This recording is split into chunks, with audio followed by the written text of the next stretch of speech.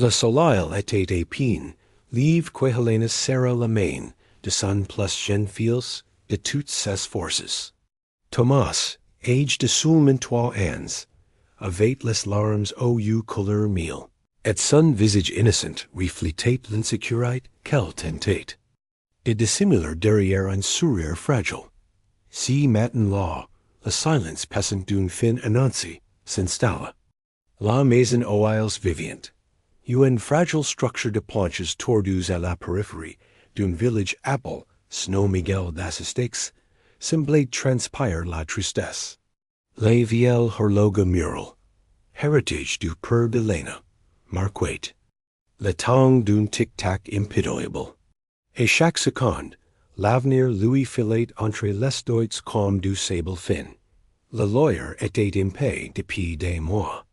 Le peu qu'elle gagnait en vendant des tartes et la guerre routière suffisait à peine à nourrir ses 5 enfants. L'électricité avait déjà été coupée, et l'eau n'y lui parvenait que par les mains généreuses de ses voisins, dans un air. Si coin du monde oublie du gouvernement, des promesses et mines de Dieu, Helena ressentait là les sols, s'est effondré sous ses pieds. Depuis que Miguel, son mari, était mort deux ans plus tôt dans un accident de la route, tout était devenu. You n'y let pour la survie. Il n'avait les que des souvenirs. You un paire de pantoufles usis, et 5 enfants à femmes. Elle eut à peine le temps de réfléchir qu'elle sentait une douce caresse sur son épaule. C'était sa fille aînée, Béatrice, âgée de seulement 11 ans, mais dans le regard portait la lassitude de quelqu'un qui a vécu des années en silence. Maman, tu vas nous sortir d'ici? Demanda-t-elle d'une voix tremblante. Helena prit une profonde inspiration, essayant de cacher son désespoir. Elle détourna le regard pour n'y pas pleurer. Je sais, ma chère. On restera ensemble. Promise, encore. Un peu de corde. Mais au fond d'elle-même, elle le savait. Cette promesse était fragile, faite avec un espoir époussé, porté par l'amour désespéré d'une mère. Les coups et la porte frappa l'instant, comme un coup de tonnerre. Helena le savait déjà. Madame Helena, en ordre d'expulsion. Monsieur Rubens vit que la propriété soit libérée avant la fin de la journée. Ananka unhussir, accompagné de 2 hommes et l'air dur. Elle n'y pleura pas. Pas de vin. Ses enfants. Mais intérieurement, c'était comme si 1000 couteaux lui transpergaient la poitrine en même temps. Elle savait qu'il n'y avait nulle part au hall. Il n'y avait personne. Même le refuge municipal n'acceptait pas les enfants de plus de 7 ans. Quelques heures plus tard, elle était assise sur un banc rouillé sur la place principale. Ses enfants seraient autour d'elle, comme si la chaleur humaine était le seul refuge qui leur restait. Maman, et maintenant? Murmura Daniel, 8 ans. Helena le serra contre elle. Maintenant, mon fils, on se bat. Ensemble. Toujours ensemble. Et c'est alors que la décision la plus impensable lui traversa l'esprit. La vente aux enchères des familles endetties. Un événement honteux qui s'est déroulé une fois par mois dans cette petite ville cruelle. Là, des personnes brisées par la pauvreté étaient offertes comme domestiques, en échange d'un toit et de nourriture. En échange lâche mais légaliste, au nom de la justice. L'aide communautaire, elle savait si que cela signifiait. Être vendu, avec ses enfants, comme du bétail. Mais c'était pas être la seule chance de les maintenir ensemble. Si maintenant, sur la place, il faisait chaud et cruel. Les gens se ressemblant, les regards curieux et indifferents. Des enfants, des bonbons à la main, rien sans comprendre. Des hommes au bas de sales et aux rires nokkurs, Se tinine vang lascain. Improvisi. Et Helena respire profundit, les genu meurtris sur le sol sec, les mains series contra sessing fangs, comme si fella pouvi les empereur de despero, trente enchères commeca avec un lenture cruel, comme si la souffrance des personnes presentes ni servait qu'à divertir le public. Le soleil brûlait le sol craquel de la place centrale de Snow Miguel d'Assistex, et les voix curieuses se mêlant au murmure tough des enfants accrochés aux vêtements de laine. Elle était agenouillée dans un coin de la skein improvisée. Il n'y avait ni rideau, ni dignité, ni compassion in si lieu. Seulement de la poussière, du mépris et des regards avides des tragédies des autres. Lorsque le commissaire Pricer monta sur la caisse qui servait de chair, un lourd silence s'abattit. C'était un homme maigre, vêtu d'une veste beige trempée, dessous et d'un chapeau usé.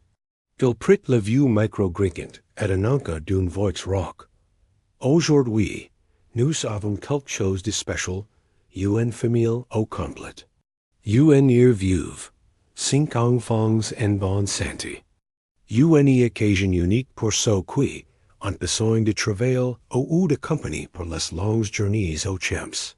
Helena sentit ses épaules trembler. Ses enfants se blotterent autour d'elle, comme des chiots acules. Béatrice, l'année, essaya de paraître forte, mais elle n'y put qu'accueillir les larmes qui coulaient déjà. Un faible rire se leva dans l'assistance. Une femme, les bras croisés et l'air renfrogné, murmura d'une voix bassante. 5 enfants? Ce n'est pas être que la punition divine. Un autre homme rit, cracha par terre et cria. Cela ne sait pas fermer les jambes. Maintenant elle veut forcer les autres à faire le même travail. Helena déglutit difficilement. Elle serra fermement. La main de Thomasette baissa la tête. Chaque mot était un coup de couteau, chaque rire, une poussée vers l'abîme. Nous commençons ci-dessus.5 Annonça le commissaire Pricer, qui vient enchérir le plus. Le silence était dit et acute, vaste et ur.5. C'était la valeur de son existence, de l'histoire qu'elle avait vécue, de l'enfance de ses enfants, de la lutte, du duel. 5. Quoiqu'un, dans le public rit, je ne supporterai pas ces ennuis pour 2 euros. On commença à jeter des pieces par terre, comme pour se moquer d'elle, comme pour dire, qu'avot moins que ka. Helena n'y pleurait plus, il n'y avait plus de larmes. Seulement une fatigue douloureuse, le genre de fatigue qui semble naître de l'âme. Elle regarda autour d'elle, et n'y vit aucun visage. Elle vit des jugements. Aucun regard n'était bienveillant. C'est alors que, soudain, une voix sèche et ferme se leva au milieu de la foule. 5. Tout le monde se retourna. Un homme solitaire, grand, vêtu de vêtements usés et coiffé, d'un chapeau sale, avait levé la main. Son expression était dure comme la pierre, et ses yeux cachés sous le bord de son chapeau n'y révélaient rien. Vendu. Annonça précipitamment le commissaire Pricer, en frappant violemment son marteau en bois. Les familles est L.A. Vous, Elias du Vale, répondit l'homme à voix basse. Helena n'y savait plus penser. L'humiliation se mêlait au soulagement. Vendu? Comme un morceau brise. Mais toujours avec ses enfants et ses quittes.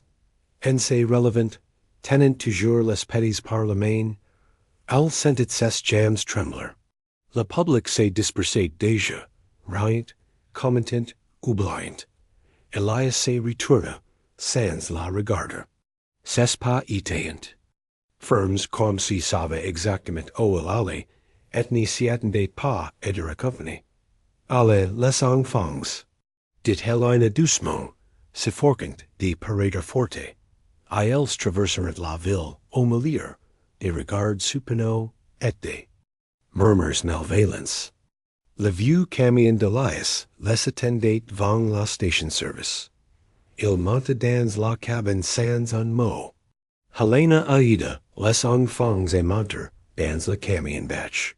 Lorsque le moteur rugit, ils quittèrent le monde qu'ils connaissaient et dans la route était long, poussières et silencieuses.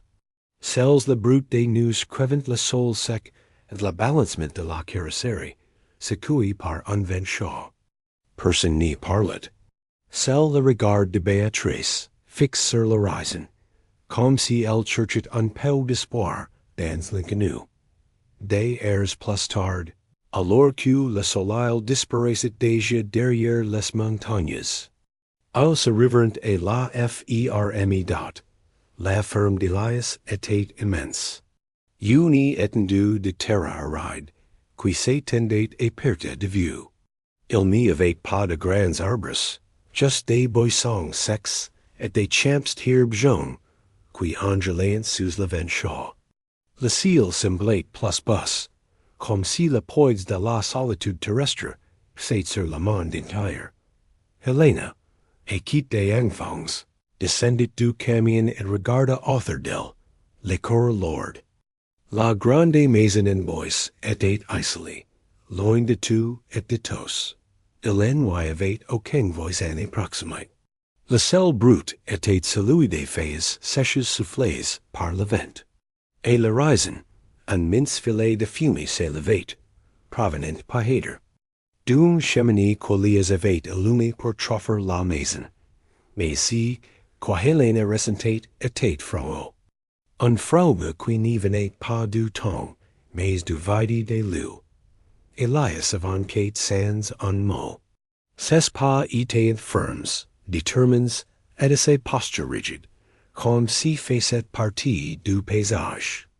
Helena observait si tout homme étrange et mystérieux, essayant de lire si, qui se passait dans son esprit. Il n'y semblait pas être une personne ordinaire. Il y avait dans son regard quelque chose qui traduisait une douleur silencieuse, une profonde cicatrice qu'il cachait bien. En arrivant à la maison, Elias ouvrit la porte d'un geste brusque. C'était une maison simple, en bois vieille, mais apparemment solide. Il n'y avait pas de luxe, juste le strict nécessaire. Une table rustique au centre, des chaises en bois brut et une cheminée dans un coin, qui semblait n'avoir jamais servi. La maison sentait le bois et la poussière, mais en même temps, elle était étrangement acculante. Entrez, dit Elias d'une voix sèche. Il n'était pas impoli, mais il n'était pas non plus acculant, juste direct. Helena et les enfants entrèrent et s'installèrent du mieux qu'ils purent, regardant autour d'eux sans savoir quoi. S'attendre. Oh, allons-nous dormir? Demanda Béatrice d'une voix hésitante. Helena essaya de sourire, mais elle n'y put qu'accueillir l'apprehension qui la submergit.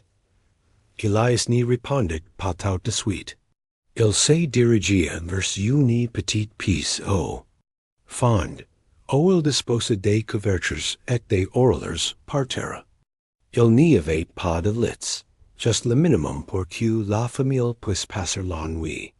Il regarda Helena et, comme si ses doutes n'y l'intéressaient pas, dit, vous dormirez ici?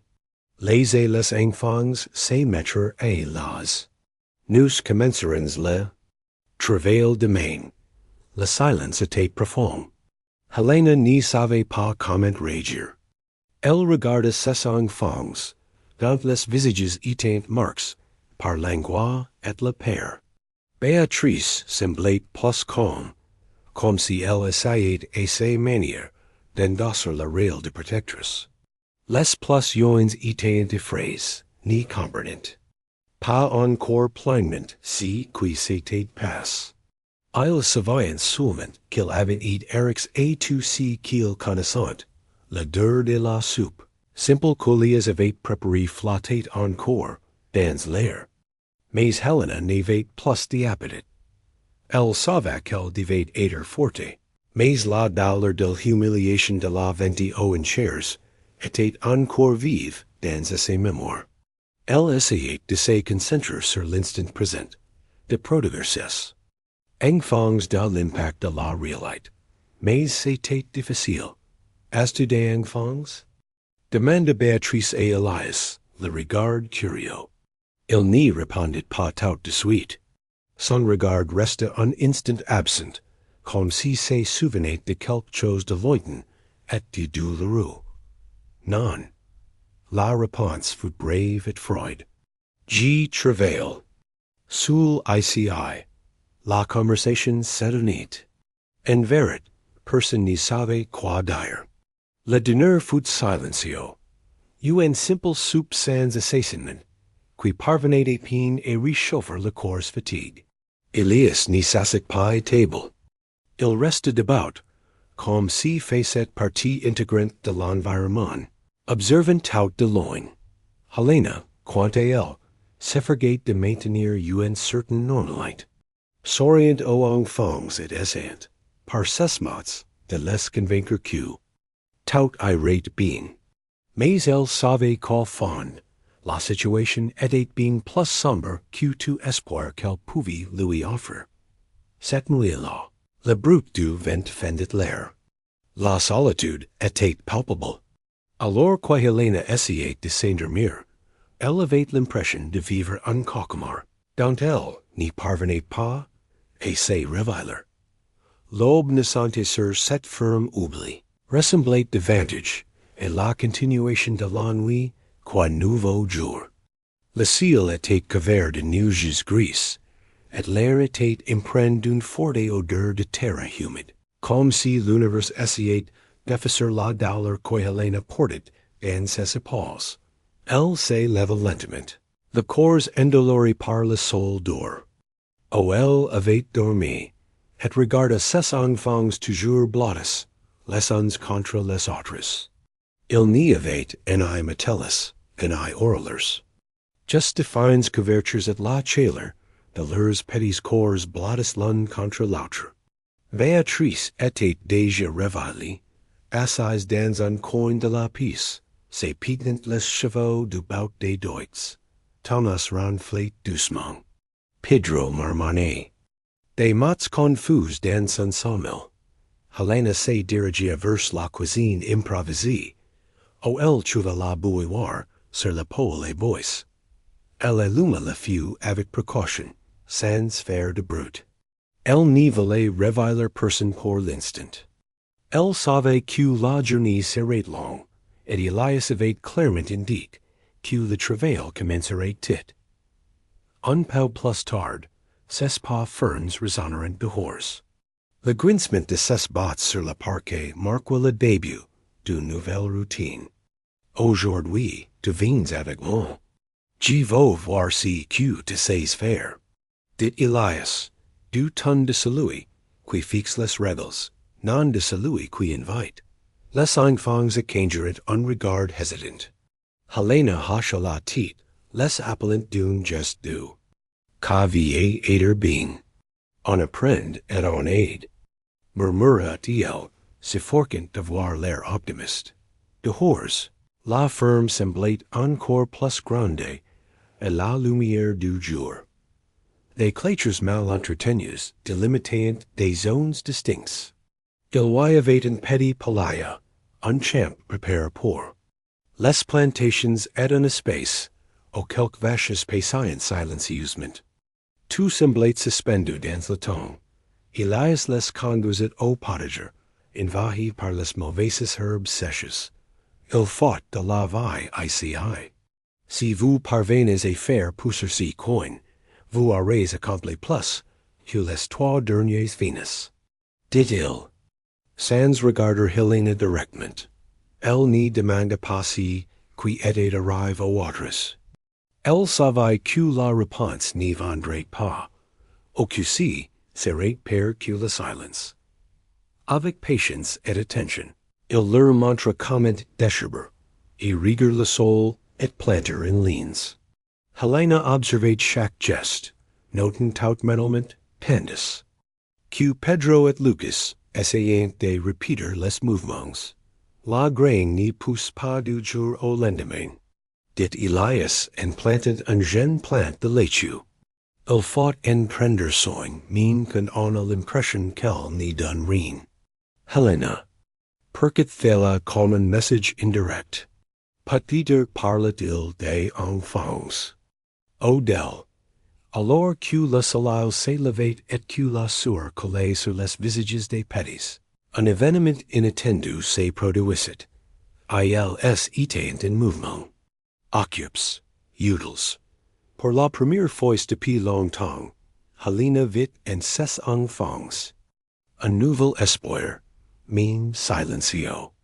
Ils se connectaient à cette terre crue, apprenant à la transformer en nourriture.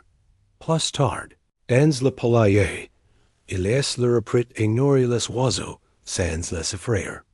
Il leur expliqua les horaires, les quantités et même comment identifier un poulet malade. Lucas l'écoutait avec attention, comme si s'agissait d'un leçon rare. Béatrice aida Thomas à transporter la messe, et Miguel emplit le soignousement. Les goffs dans un panier. À midi, la famille rentra à la maison, épicée, mais une sensation différente, flattait dans l'air. Helena n'y savait pas si c'était du soulagement, ou simplement le fait d'avoir survécu à une journée de plus. Sur le porche avant d'entrer, elle regarda Elias, que s'assied les mains avec une serviette épaisse. Tissu. Merci de m'avoir appris. De n'y pas séparer mes enfants. Dit-elle avec une sincérité timide. Il répondit simplement, travaillez correctement. C'est tout ce que je demande. Et il rentra à l'intérieur, sans rien ajouter. Helena regarda ses enfants à ses part. Terra riant doucement, parlant des poules, de l'odeur de la terre, de la chaleur. C'était nouveau. C'était la vie dat, pour la première fois, depuis la 20 enchères, et elle crut, n'y serait-ce qu'un instant. Que c'était indroit pouvait pas être. Être plus qu'une prison, les jours commencèrent à se repeater et la ferme, comme les pages d'un vieux livre Louis sans hate. Se lever avant le soleil, nourrir les animaux, s'y occuper du jardin, ramasser les goffs, préparer le pain qu'il avait mangé. C'était une routine difficile, mais elle apportait à la famille quelque chose qu'elle n'avait pas eu depuis longtemps. Un rythme, un but, une certaine structure, même si elle reposait sur l'incertitude. Helena se déplaçait dans la maison, telle une ombre silencieuse, apprenant chaque détail du fonctionnement de cet endroit. Elle levait le linge dans la cuve en ciment derrière la maison, cassait des morceaux de tissu pour improviser des couvertures et organiser les enfants du mieux qu'elle pouvait. Béatrice y occupait des passions, ce qui permettait à Helena de passer plus de temps avec Elias, ladant dans les tâches les plus importantes is dat Elias, quant à lui, restait une énigme. Il n'y parlait pas plus que nécessaire. Il n'y souriait jamais. Il n'y posait jamais de questions. Il travaillait de l'aube jusqu'au dernier rayon de soleil, comme quelqu'un qui, par habitude, cherchait ses vêtements de lui-même. Helena observait Thella avec une curiosité crescente. Non pas par romantisme, elle n'en avait pas la place, mais parce qu'elle comprenait ce que c'était que d'échapper au passé. Et elle reconnaissait le regard de quelqu'un qui porte les fantômes. Un après-midi, alors qu'il aidait à emplir du bois près de la grange, Le ciel medicate d'un tempête qui n'y vint jamais. Le vent se fit violent et poussiéreux. Les enfants étaient brights à l'intérieur de la maison, et Helena poussait des boches avec Elias, lorsqu'elle demanda, Avez-vous toujours vécu ici? Il s'arrêta un instant. Il regarda l'horizon, et répondit saclement, Non, rien du tout. Plus, aucune explication. Helena baissa la tête, et se remit au travail. Elle n'insista pas. Elle savait qu'il n'y lui donnerait de réponses que lorsqu'il serait prêt, s'il était. Peut-être ni les serait-il jamais. Si sur là, le dîner fut plus copieux. U.N.E. Soupe avec des morceaux de viande et de la farine. Les enfants mangèrent dans un silence respectueux, mais leurs yeux brillants comme a eu en fait.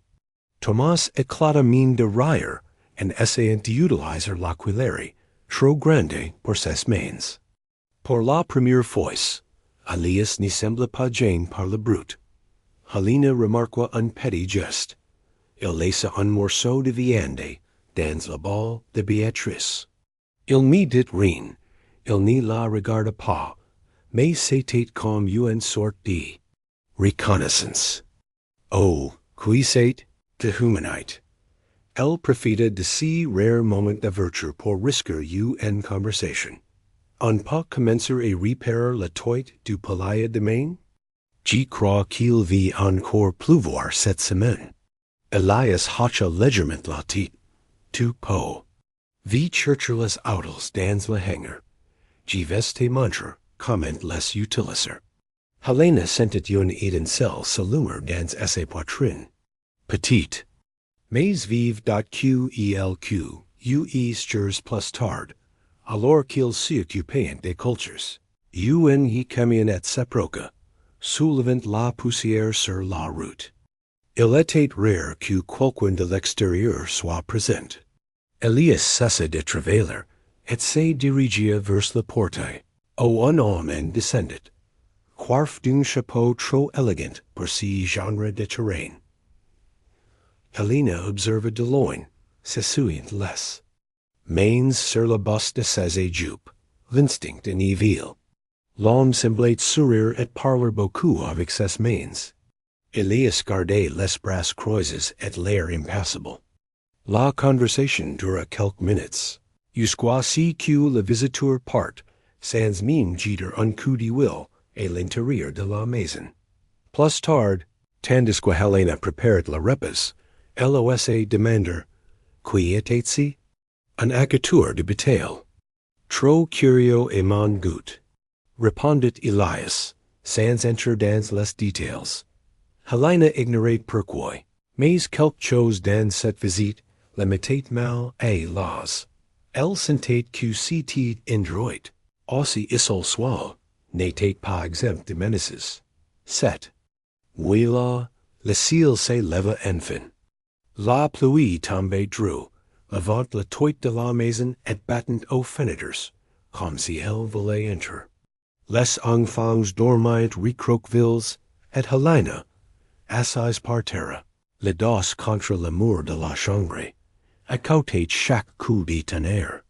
Comme un murmure et et elle se demandait, si donc, Elias, pouvait-il aussi entendre des voix du passé, quand le monde était silencieux?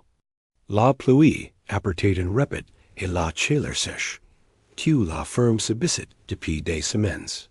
Le lendemain, la terre se révéla humide, et l'odeur de l'argile mouillé sembla peser ses pensées. Helena se révéla au doux souffle de ses enfants, encore endormis. Thomas lui tenait le bras, comme si craignait encore qu'elle disparaisse.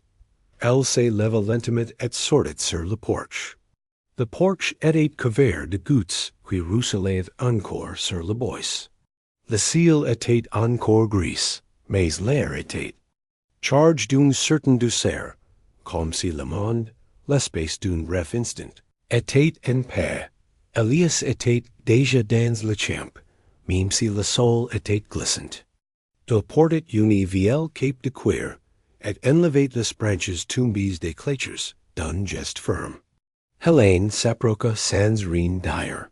Ensemble, ils ramassèrent les dégâts causés par la pluie, des planches détachées, des galons renversés. Quelques poules effrays, c'était étrange, mais il y avait quelque chose de presque réconfort and dot, il y eut un silence entre elles. Une sorte d'accord tacite, et cet instant, les mots n'étaient pas aussi nécessaires que la présence. Plus tard, alors qu'elle levait du linge dans l'évier, Béatrice s'approcha, l'air inquiet. Maman, puis-je te demander quelque chose? Mais, sans que les garçons entendent, Helena s'essuya les mains et hocha la tête. Bien sûr, ma fille, c'était un Elias. Pourquoi nous est-il achètes? La question résonna comme un couteau tranchant, mais il n'y avait aucune colère. Seulement de la confusion. Helena soupira. Si doute la ronguit aussi. Je ne sais pas, ma fille. Parfois, j'ai l'impression qu'il n'y sait même pas. Mais, jusqu'à présent, il nous se unissent. Et c'est plus que beaucoup me différent. Béatrice resta silente sous quelques secondes, puis murmura. Parfois, je pense aussi qu'il est trop seul. Comme si il avait oublié que c'est que de vivre avec des gens. Helena regarda ses filles avec admiration. Elle grandissait vite. Trop vite. C'est peut-être vrai. Acute pendant bash cet après-midi là, Elias appela Helena et Lagrange. Il voulait lui apprendre et réparer l'un des chariots endommagés par la tempête. C'était un travail dur, pénible, avec des outils que Helena n'avait jamais utilisés. Mais elle s'efforça, transpira, suivit scrupuleusement chaque instruction. Tu apprends vite, dit-il soudain. Helena s'arrêta, surprise. On aurait dit un compliment. Qui sait? C'est juste que si je n'apprends pas, nous n'y survivons pas. Elias s'essuya les mains sur un chiffon, et resta silencieux quelques secondes. Oui, je sais. Si que c'est. Elle songea à lui demander si qu'il voulait dire par là, mais elle n'eut pas le courage. Il y avait un mur entre eux. Même si des pierres communiquaient et tombèrent, c'était toujours un mur haut. Et la fin de la journée, alors, qu'elle ramassa du bois, près de la maison. Helena entendait des pas lourds derrière elle. Lorsqu'elle se retourna, Elias était là, une épaisse enveloppe et la main. Tiens, dit-il en lui tendant l'enveloppe. Qu'est-ce que c'est? Demanda Helena, perplexe. De l'argent. C'est pour ce qu'il en fait ici, pour leur travail. Elle écarquilla les yeux. Mais, tu n'en es pas besoin. On veut juste aider ensemble. Et c'est pour quoi que tu en es besoin. Répondit-il. Ici, so qui travaillant, en ont. Même s'ils ne le demandent pas. Helena prit l'enveloppe d'une main tremblante. C'était la première fois, depuis la 20 enchères, que quelqu'un la traitait avec dignité. Merci. Murmura-t-elle. Ému. Elias hocha simplement la tête et rentra dans la maison. Helena resta là, l'enveloppe sur ses genoux, les yeux remplis de larmes. Ce n'était pas seulement pour l'argent. C'était parce que, pour la première fois, elle sentait que peut aider. Ils n'y serions plus percus comme un fardeau. Si soir-là, et puisque ses enfants eurent dormi, Helena sortit sur le porche. Les ciel était enfin clair, et les étoiles brillantes de mille feux. Il resta assis in silence, sentant le vent lui caresser le visage. C'est alors qu'il entendit la porte grincer. Elias s'approcha lentement et s'assit sur la marche opposée. Ayels. Restaurant silencio un moment. Jusquoici qu'il dice et voix basse. Mon per vendate des gens. Comme aux enchères. Comme si qu'il tant fait dot. Helena le regarda, surprise. J déteste ka. J'avais jure de n'y jamais faire pareil. Mais, quand j'y vu avec tes enfants, je ne pense qu'empereur quelqu'un de faire si qu'il avait fait dot silence dot Helena. Ferme les yeux murmura. Pas hater. Que tu es fait la seule bonne chose au mauvais endroit. Elias n'y répondit pas. Mais à cet instant, pour la première fois, Helena vit quelque chose de différent dans seux dot domage dot humanit et acute dot et. Put des regrets dot la révélation d'Elias cette nuit-là restait gravée dans l'esprit d'Helena pendant les jours suivants. Elle continua à vaquer à ses occupations avec le mine dévouement, mais maintenant, entre les seaux et les pas, dans le champ sec, une nouvelle question s'est passée à elle. Dans quelle mesure la passe définite il qui en est?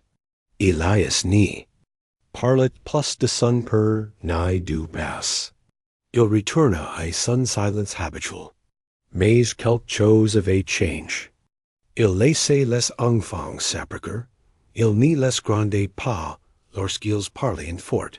Pas parfois même, il regardait avec un léger sourire cache Thomas courir après les poules, trébuchant sur ses propres jambes.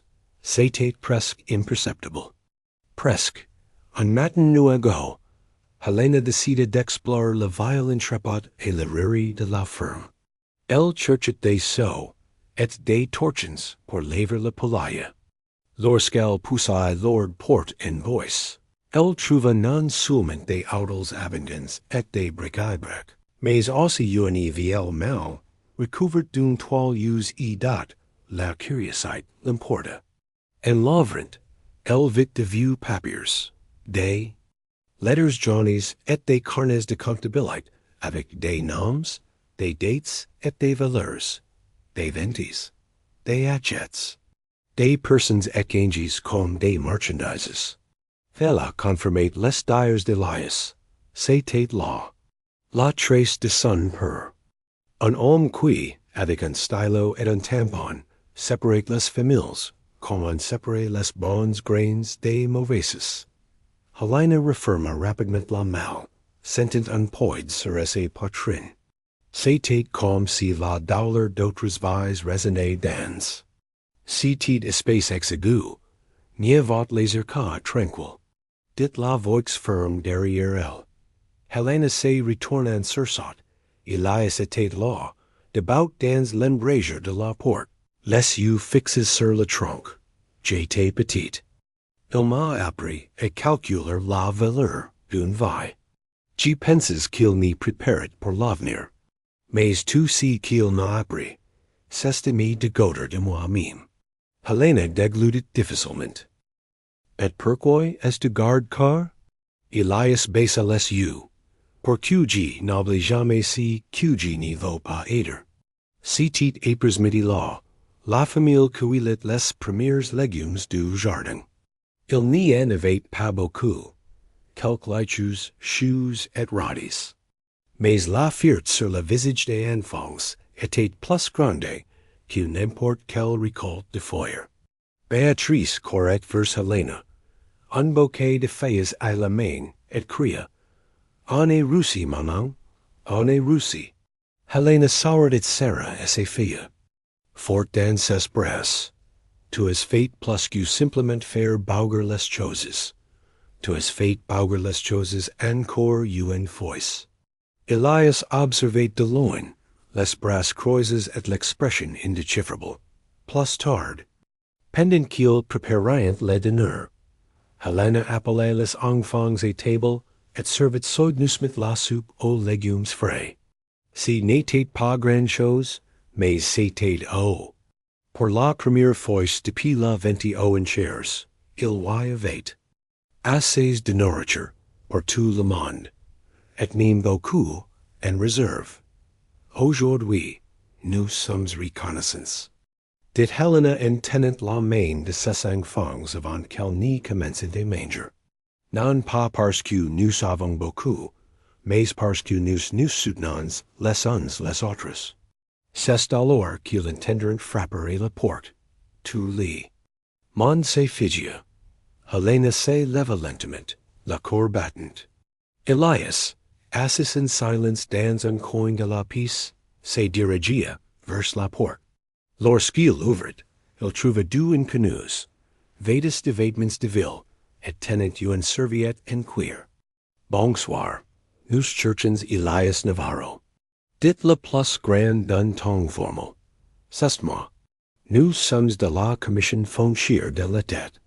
Nous sommes venus parler de l'héritage de votre père. Il y a des propriétés et des procs en cours. Nous devons discuter de la manière dont vous comptez régulariser la situation. Helena se figia.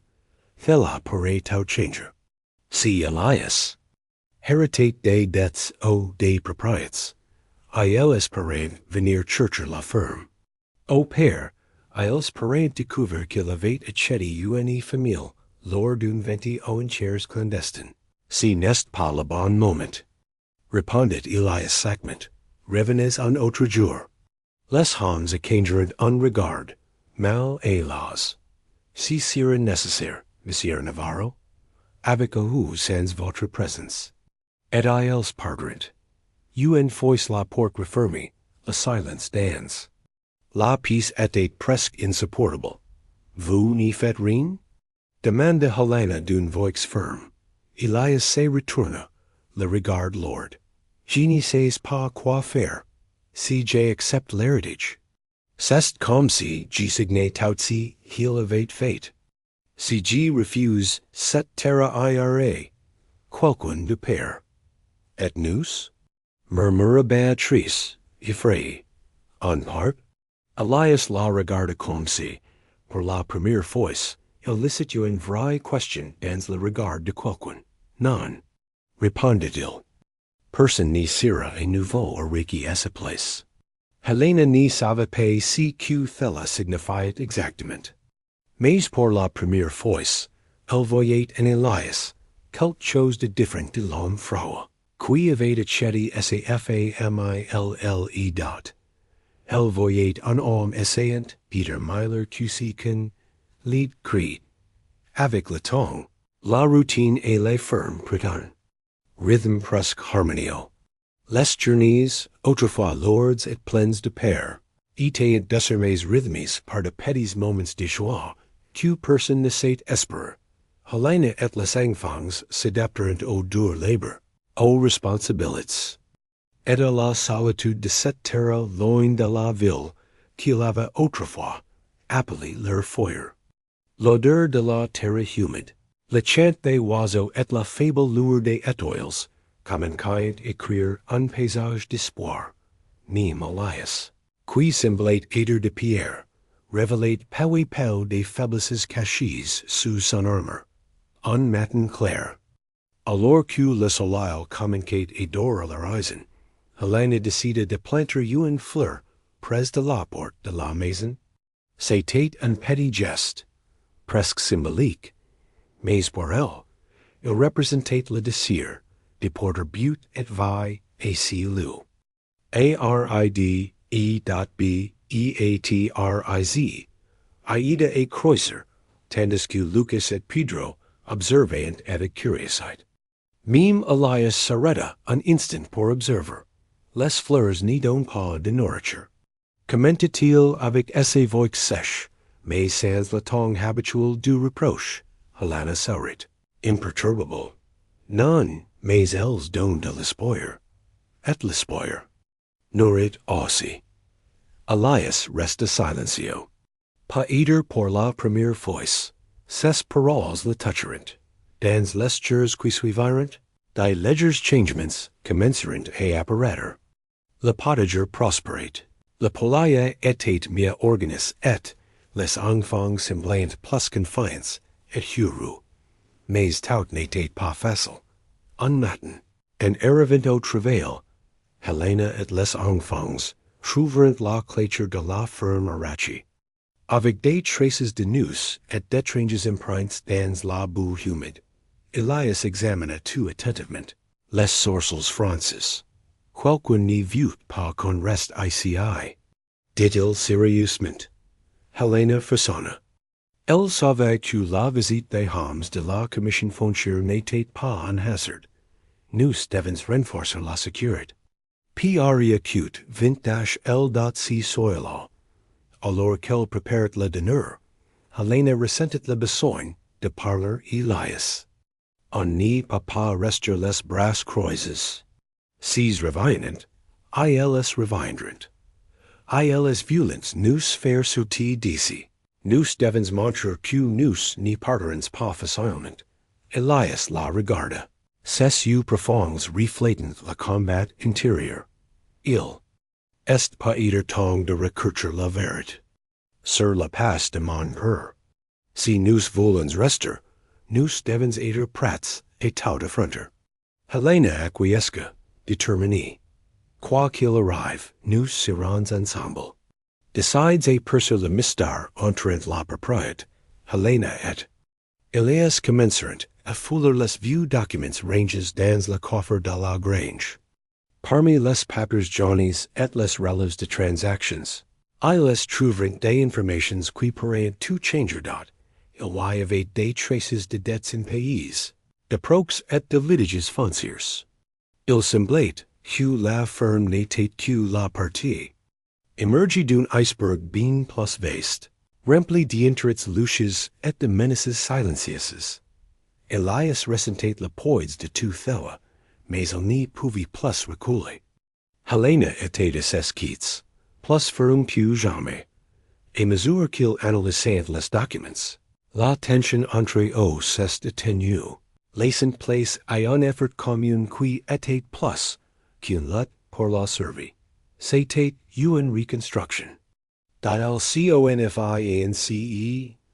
au milieu des difficultés, les enfants ont grandi et appris. Béatrice est devenue une petite leader parmi ses frères et sœurs. Leur apprenait à cultiver la terre, et à prendre soin des animaux, avec amour et dévouement. Si qui est le plus surprise Helena, c'est à quel point la présence d'Elias commençait à devenir moins effrayante. Il était toujours réservé, mais il y avait maintenant des moments de tendresse, et même des rires timides entre eux la peur de l'expulsion continuait de les hanter. Mais la détermination de la famille était plus forte. Les journées et là. Ferme continuait d'être une lutte constante, mais aussi un chemin de reconstruction. Helena, ses enfants et Elias ont affronté ensemble tous les défis, toutes les menaces, tous les et stade au fil du temps. Les voisins de la région ont commencé à remarquer la transformation de cette famille qui, malgré son passé sombre, faisait preuve de force, d'unité et de courage. Elias, jusqu'à renferme, commença à se confier, partageant des histoires de son passé avec Helena, qui l'écouta avec compassion et compréhension. Elle comprit que l'homme froid et mystérieux, qui avait acheté la famille pour $5, était lui aussi victime des circonstances. Ensemble, ils décideront que cette ferme serait le lieu où leurs blessures guériront et où leurs rêves pourraient enfin s'épanouir. Par un après-midi ensoleillé, Helena planta un jardin autour de la maison. Les enfants adhérent, riant et apprenant à cultiver la vie et l'espoir. Elias, avec un sourire rare et sincère, contempla cette scène et sentit, pour la première fois depuis longtemps, qu'il pouvait y avoir une rédemption et un avenir pour. Tous dot la lutte n'était pas encore terminée, mais la famille savait que, tant qu'elle resterait unie, aucun obstacle n'y serait insurmontable. Comment voyez-vous la fin de cette histoire? Croyez-vous qu'ils parviendront à surmonter toutes les difficultés? Partagez dans les commentaires si qui vous est touché d'Annecy voyage de luck, de douleur et d'espoir.